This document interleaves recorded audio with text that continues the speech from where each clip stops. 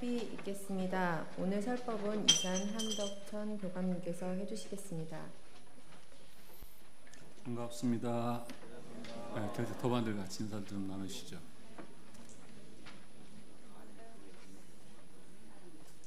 오늘 신형도 도반이 정기 훈련에 대한 경강을 해주셨습니다. 두루 잘 봐주셔서 감사를 드립니다.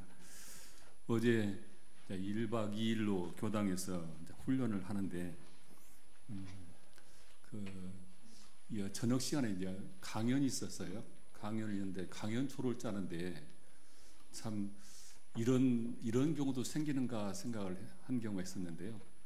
이제 오후에 회화를 하고 그 회화제를 바꿔서 강연을 조를 짜는데 1, 2, 3, 1, 2, 3에서 쭉 3조로 다시 재편성을 했더니 3조에 전부 박씨만 모였어요.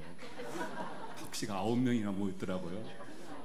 그래서 부녀가 같이 박씨기리도 했습니다. 그래서 같이 경강을 했는데, 그래서 이제 그렇게 짜놓고 이걸 어떻게 할 것이냐 그랬더니 그냥 해보자요. 그래서 이것은 대종사님 박씨들이 어떻게 대종사님 법을 공부하는지 한번 우리가 보자. 그렇게 해서 어제 박씨들만 모여가지고 어제 강연을 했었습니다. 하시는 걸 보니까 참 하루하루 세월이 그냥 가는 것이 아니다. 법을 훈습하고 그것이 내 삶의 가치관 되고 내 삶의 철학이 되고 이렇게 자기도 모르는 사이에 변화되고 있다고 하는 것을 어제 제가 다시 한번 느꼈습니다. 그래서 대종사님께서 이 훈련법을 내놓으신 뜻을 우리가 잘 알아서 결국 사실적 도덕의 훈련으로 광대무량한 낙원세계를 열고자 하셨던 이 대종사님의 뜻이 실제 우리 삶에 실현될 때 우리의 삶은 달라질 거라는 생각을 해보게 되었습니다. 지난주에 우리가 보니까 금년의 법회 최근 중에서 가장 출석이 적었던 법회가 지난주 법회였던 것 같아요.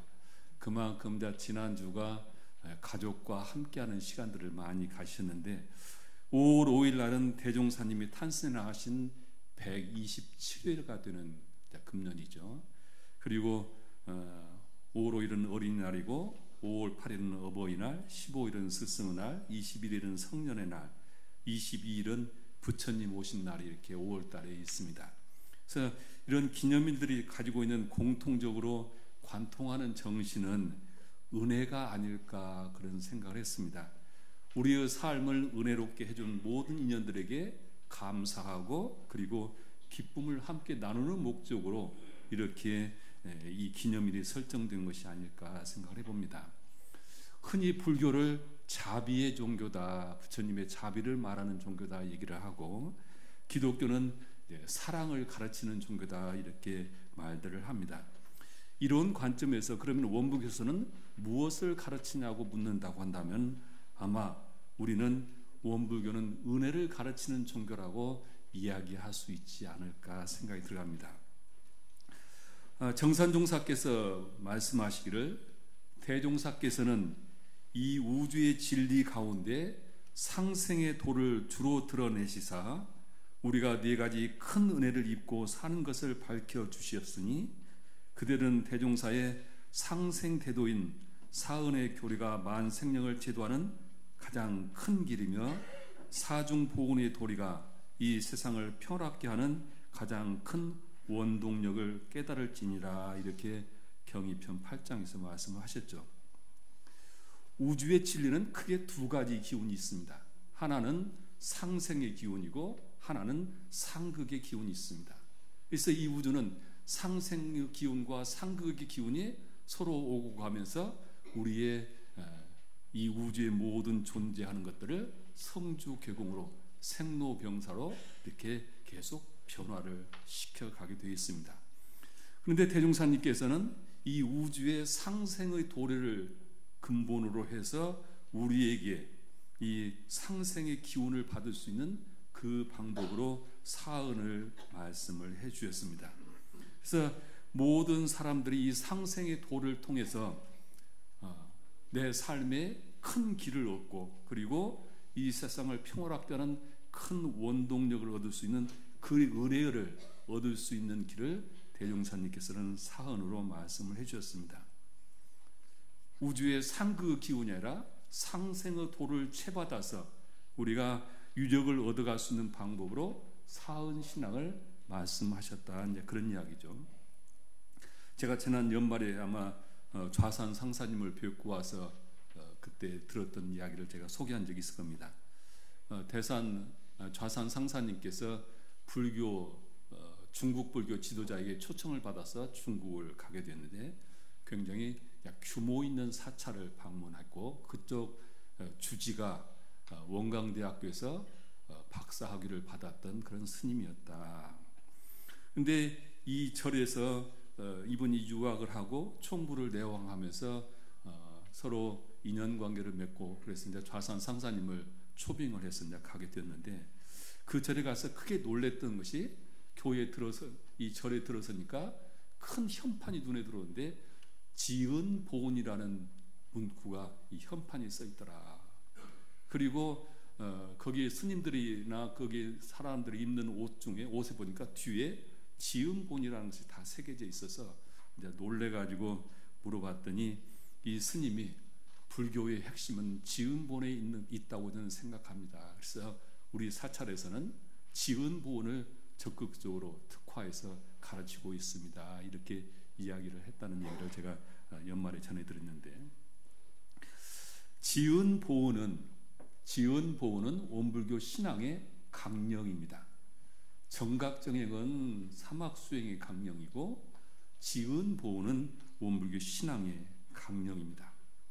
대종사님께서는 우리 모든 인류가 이 우주에 생존한 모든 것들이 없어서는 살 수 없는 우주의 상생의 기운을 받아갈 수 있도록 그 길을 바로 사은으로 밝혀주셔서 이 사은을 통해서 우리가 우주의 상생의 유력을 얻도록 그 길을 밝혀주셨습니다.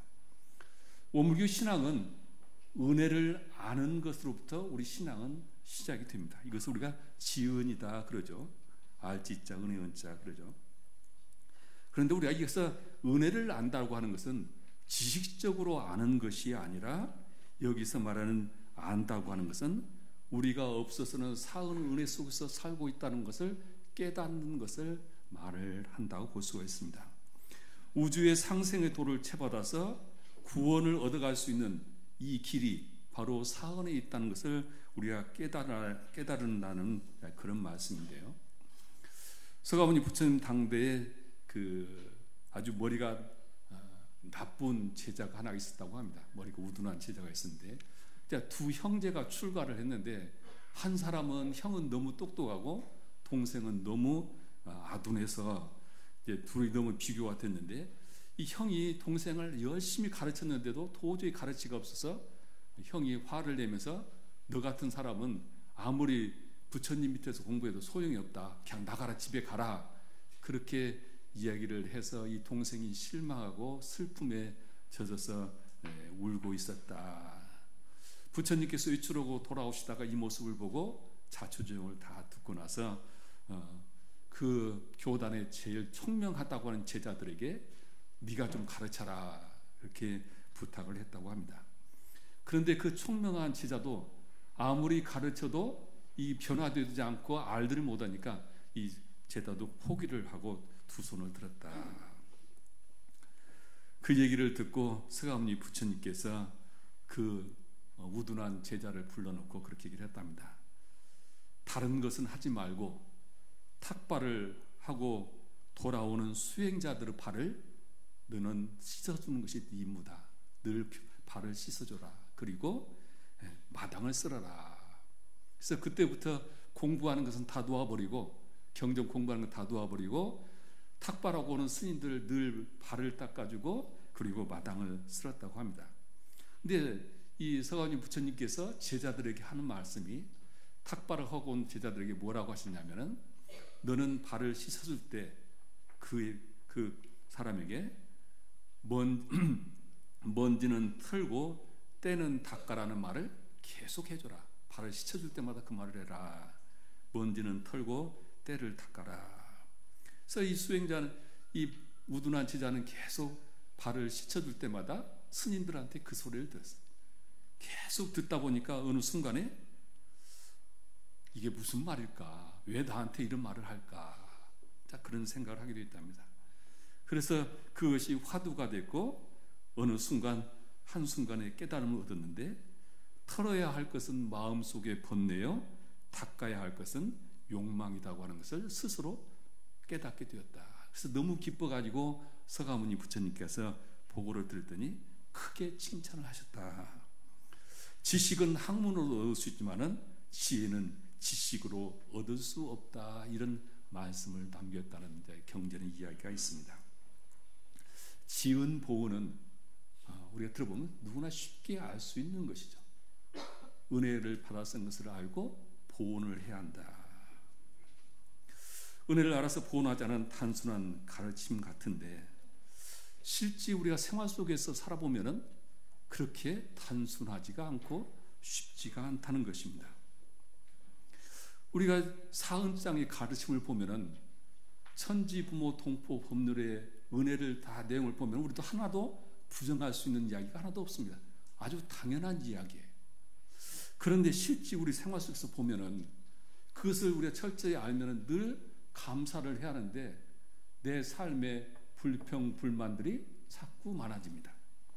살아가면서 원망심이 쌓이고 쌓여서 원망할 일도 많아집니다.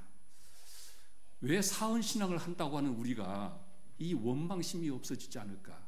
왜 내 삶의 불평불만이 없어지지 않을 것일까? 여기에다가 우리 일상수용요법 늘 외우는 것은 원망 생활을 감사 생활로 돌리자 그러시죠. 원망할 일을 참는다고 하는 것은 우리가 이해를 하는데 원망 생활을 감사로 돌리라고 하는 것은 이게 말처럼 간단한 문제가 아닙니다. 우리가 살아가면서 사실은 감사할 일에 감사하지 못하고 살아가는 일이 참으로 많죠. 당연히 감사를 해야 하는데도 불구하고 우리가 감사 생활을 못합니다. 그런데 대종사님께서는 그 당연한 것도 못 하는데 원망 생활을 감사 생활로 돌리라 그러시잖아요. 참 어려운 말씀입니다. 실천하기가 결코 쉬운 말씀이 아닙니다. 어떻게 해야 우리가 늘 은혜를 알아서 삶에 감사를 하고 살 수 있을까? 불교의 기본 교리 중에 사성제라는 법문이 있죠. 고성제, 집성제, 멸성제, 도성제라고 하는 사성제가 있죠. 그런데 불교에서 왜 고성제라 가운데 성스러운 성자를 붙일까? 저는 그게 의문이 됐어요. 부처님께서 우리의 삶이라는 것은 모두 고해라고 그랬잖아요. 생로병사 사고팔고 다 고해라고 살아보면은 다 고죠 인생이. 그런데 모두가 피하고 싶잖아요. 고는요.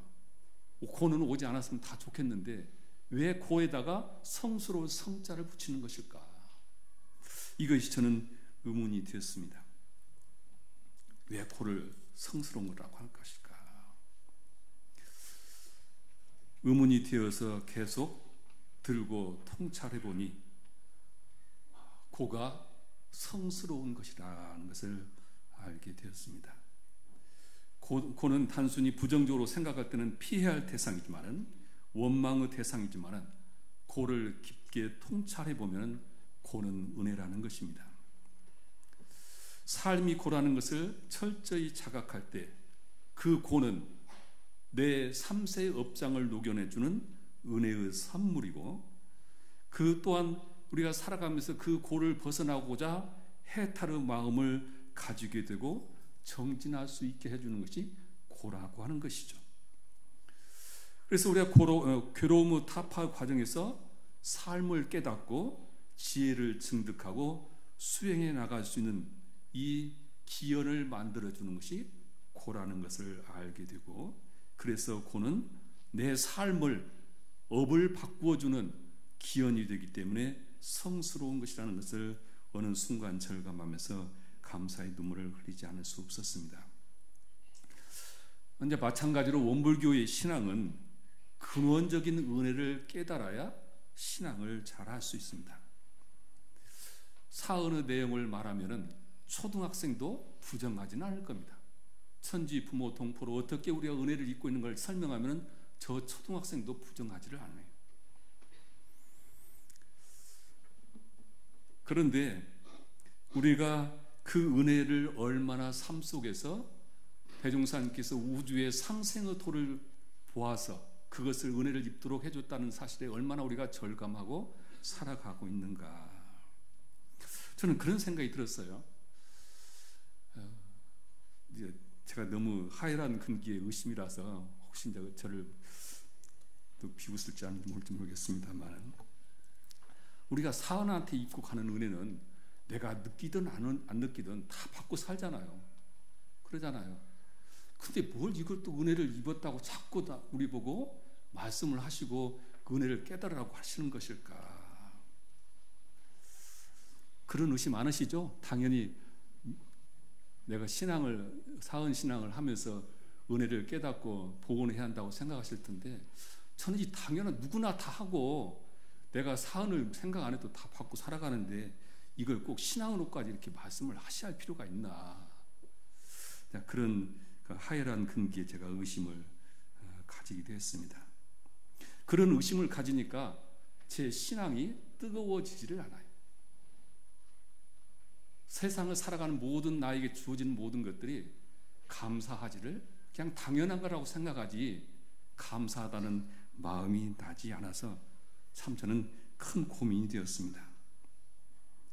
제가 신앙적으로 뜨거워지지 않고 절대적인 은혜를 느끼지 못하니까 제 신앙에 기쁨이 없고 또 누군가에게 이 신앙을 말하는 것이 두려워지고, 그래서 주로 신앙 얘기보다는 수행 얘기를 많이 하는 그런 경향을 가지게 되었습니다. 입으로 외우는 일상생활요법, 원망생활, 감사생활을 돌리자, 그 생각하면 제가 숨이 탁 막혀요. 이 감사로 평상시 그 절절한 감사를 못 느끼는데 원망을 감사로 돌려야 한다고 하는 것이 저를 숨을 막히게 하면서 이 일을 어찌할까 그런 고민을 하게 되었습니다. 교무가 아니다면 그냥 적당히 포장하고 사는데 원불교 신앙을 얘기를 하려면 교무가 이 부분에 확실하게 체험을 하고 확신을 가져야 하는데 그게 확신이 안 돼요. 그리고 살아가면서 보면 제 밑바닥 무의식 속에 원망심이 숨어 있고 때가 되면 저도 모르는 사이에 그 원망심이 일어나는 것을 보면서 참 이것을 어떻게 할까 이제 그런 고민을 하게 되었습니다. 그러다가 어느 순간 어제 그 수타오님이 신앙 수행담 얘기해서 그러시죠. 가지고 갈 것은 내가 베풀고 간 것밖에 없다. 그것을 어느 순간 온몸으로 느끼면서 처음에 그 자기 재산의 5분의 1을 시동생에게 줬던 것을 그냥 아까워하고 괜히 줬나 그렇게 후회를 하다가 3일이 되니까 완전히 그것이 마음속에 싹 없어지더라. 하나도 아깝지 않고, 그래서 시동생이 더 큰 사업에 실패를 해도 그의 몇 배를 가는 돈으로 집을 사줬음에도 하나도 아깝지 않더라. 그리고 지금까지도 아주 상생인으로 잘 살고 있더라.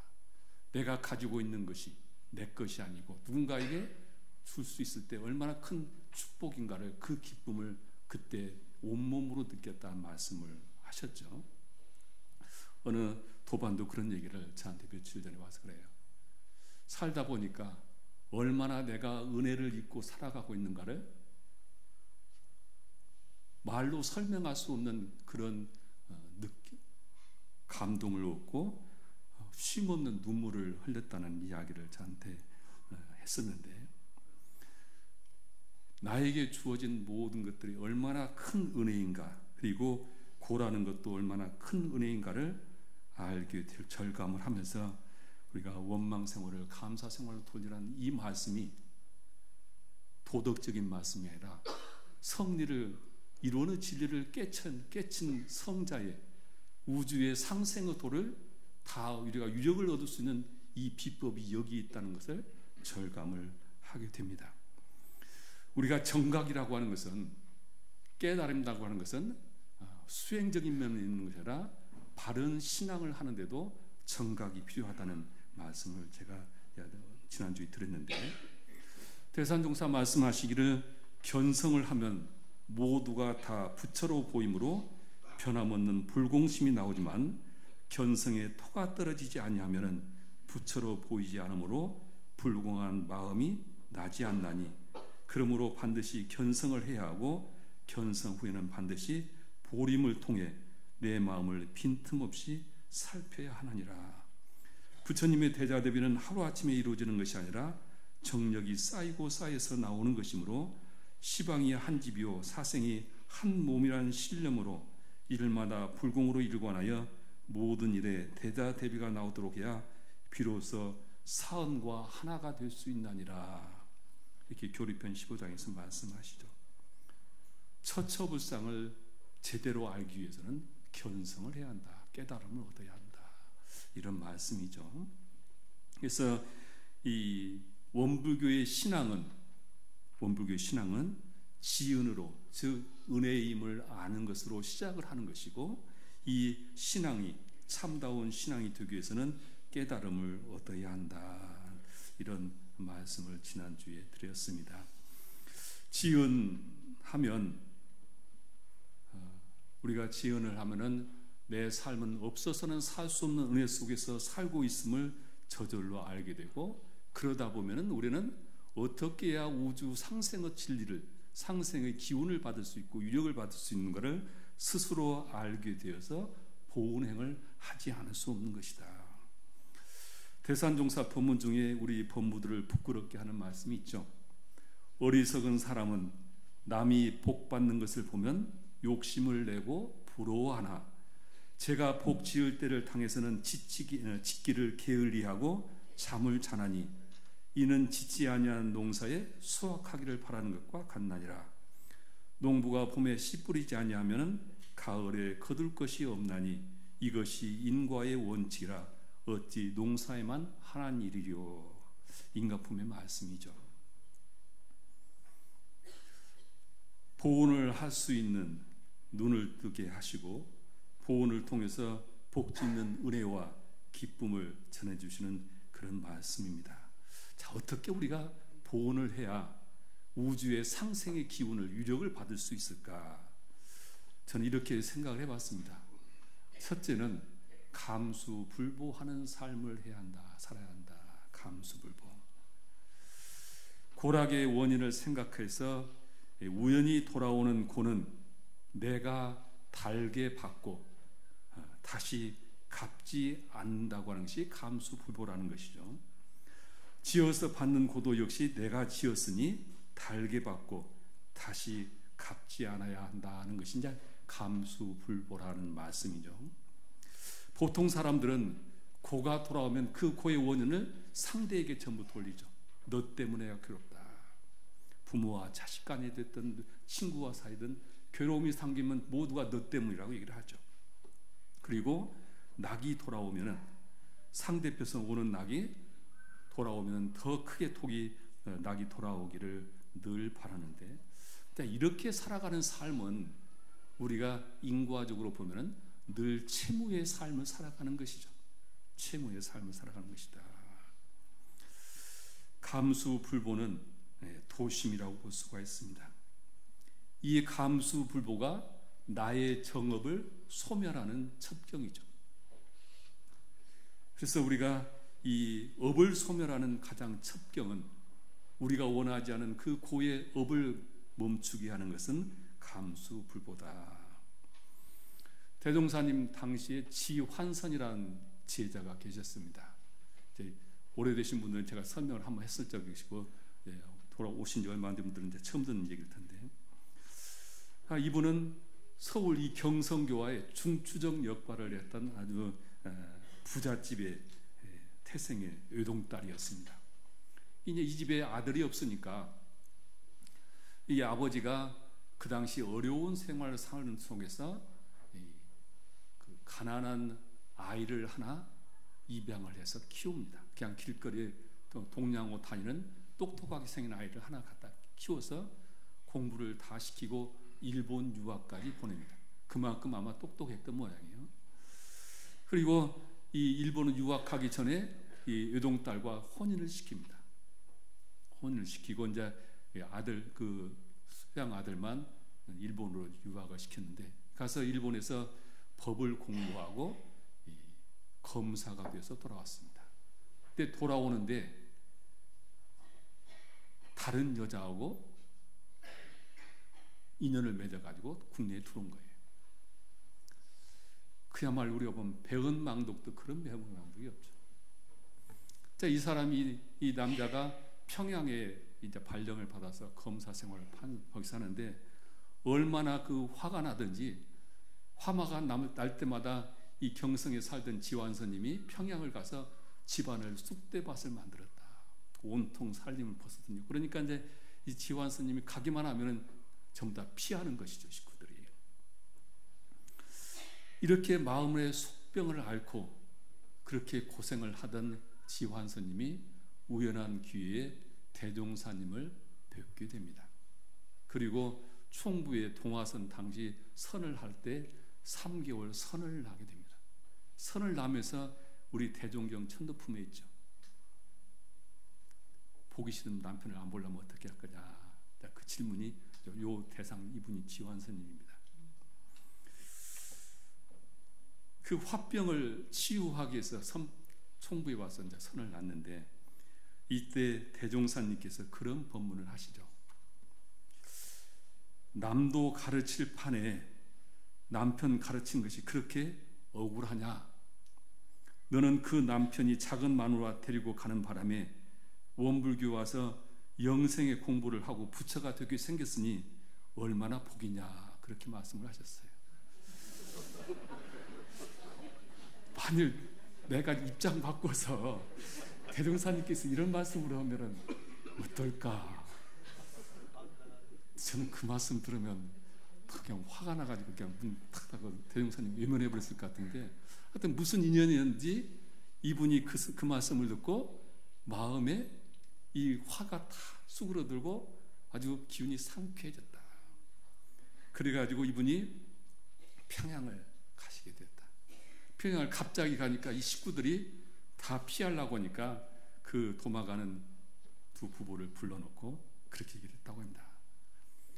내가 산 부처님께 법문을 들었는데, 남도 가르치는데 남편 가르치는 것이 뭐 그렇게 장하다고 와서 매일 살림을 부수냐고 하시더라.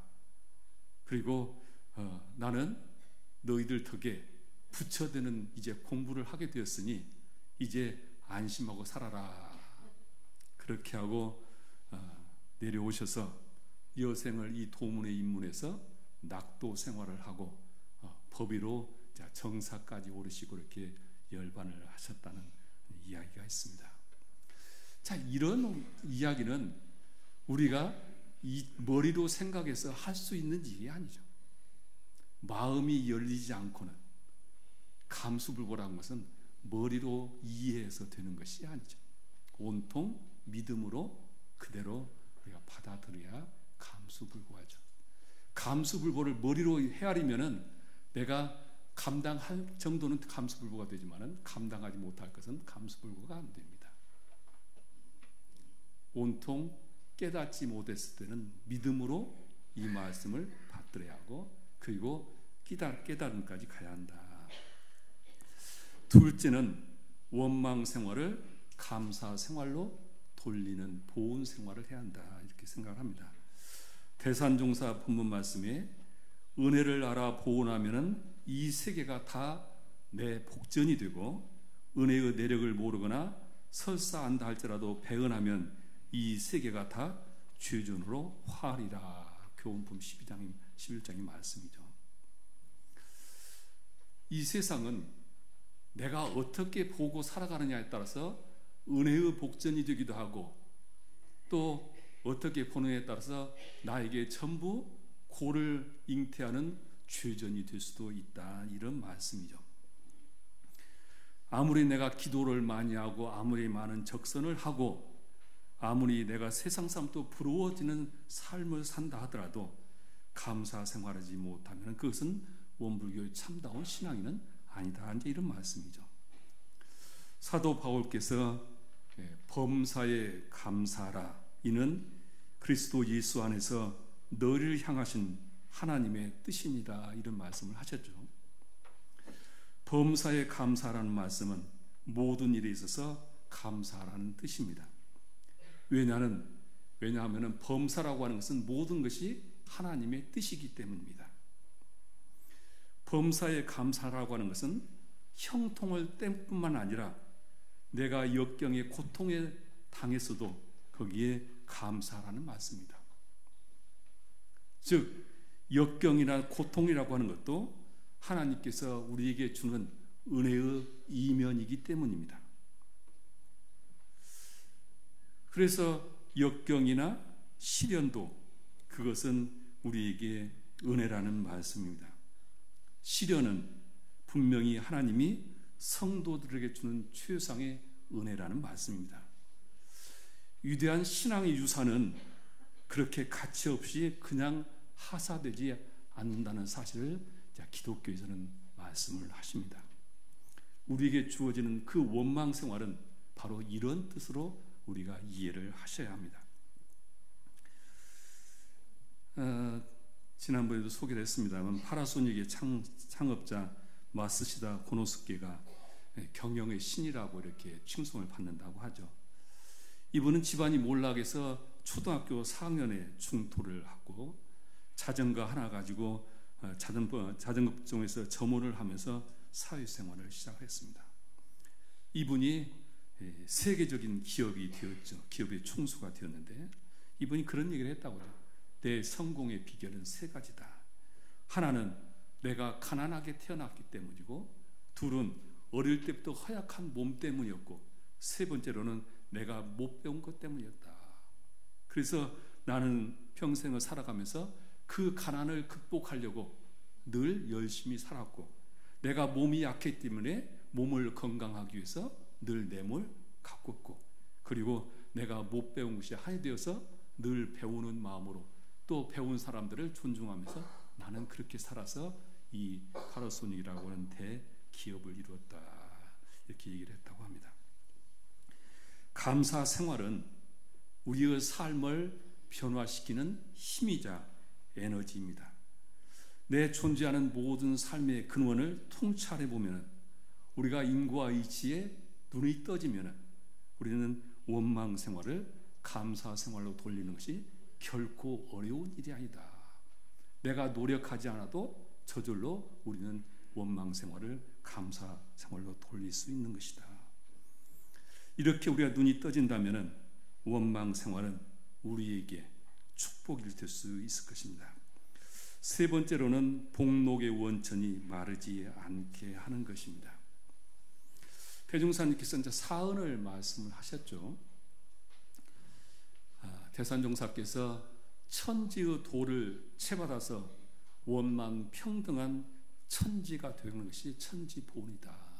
이런 말씀을 하셨어요. 천지팔도가 밝은도, 정성한도, 공정한도, 순리자연한도, 광대무량한도, 영원불멸한도, 기륭이 없는도, 응용무념한도 이렇게 말씀하셨는데, 이 팔도가 이 우주의 천지를 낳고 기르고 모든 것을 변화시키는, 성주 개공을 시키는 원동력이 되는 것이죠. 그래서 이 천지의 기운에 우리가 도를 채받게 되면은 상생의 도를, 천지의 도를 채받아서 큰 은혜로운 삶을 살아가게 되는 것이다. 즉 하늘 살림을 하는 사람이 된다, 이런 말씀이고요. 부모의 도를 채받아서 대자 대비를 하면은 사생의 부모가 된다, 그런 말씀을 하셨죠. 우리의 삶이라고 하는 것은 영생을 통해서 내가 만나는 사람이 어떤 인연인가 모르죠. 그래서 이생의 생존의 부모도 심지어 안락하 육체의 봉양을 하는 것이 당연하지만은 무자력자까지도 보호를 해드리는 것이 우리가 영생을 놓고 상생의 부모를 만나는 비결이다. 우리가 영생을 놓고 봤을 때는 좋은 부모를 만난다고 하는 것은, 좋은 부모를 만난다는 것은 우리의 삶의 행복의 시작을 잘 한다는 것이죠. 부모가 너무 빈약하고 부모가 능력이 없고 부모가 나에게 긍정적인 에너지를 보낼 수 없다면 처음 내 의지와 관계없이 태어난 이 삶 자체가 고해가 시작되지만 좋은 부모를 만난다는 것은 우리는 행복의 시작이고 은혜의 시작이죠. 이 길은 우리가 사생을 통해 사생의 자부가 되어 부모가 되어서 무자력까지 보호하는 그런 삶을 살라는 말씀이죠. 그리고 이제 동포의 도를 채받아서 상부상조하는 형제가 되라 그런 말씀하셨습니다. 우리는 홀로 살아가지 않고 수많은 인연들과 그 인연 속에서 은혜를 입고 살아가게 되어 있죠. 그래서 내 삶의 행불행과 내 삶의 편리와 불편을 영향을 미치는 수많은 동포들이 내 주위에 있습니다. 그래서 그 동포들이 내 삶의 행불행의 권능들을 가지고 있습니다. 그래서 우리가 이 모든 내가 만나는 인연들마다 다 상생의 선연을 맺어가는 자리이타를 말씀을 하고 계시고, 네 번째로는 법률의 도를 쳐받아서 지공무사한 법주가 되라 이렇게 말씀을 하셨습니다.